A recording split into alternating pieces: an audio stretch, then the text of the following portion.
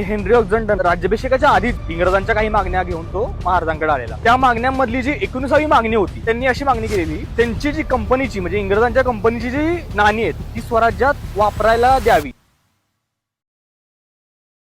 तर छत्रपती शिवाजी महाराजांनी राज्याभिषेकावेळी 17,000 सुवर्ण होनांनी महाराजांची तुळा झाली आणि जेव्हा महाराज सिंहासनारूढ झालेले त्यावेळी महाराजांचा 8,000 सुवर्ण होनांनी अभिषेक झाला. तर महाराजांनी स्वराज्याची नाणी पाडली होती. ती सुवर्ण नाणी होती, त्यांना शिवराई होण असं म्हटलं जायचं, आणि जी तांब्याची नाणी होती त्यांना तांब्याची शिवराई असं म्हटलं जायचं. ही नाणी होती किती महत्वाची होती हे आपल्या एका प्रसंगातून समजतंय.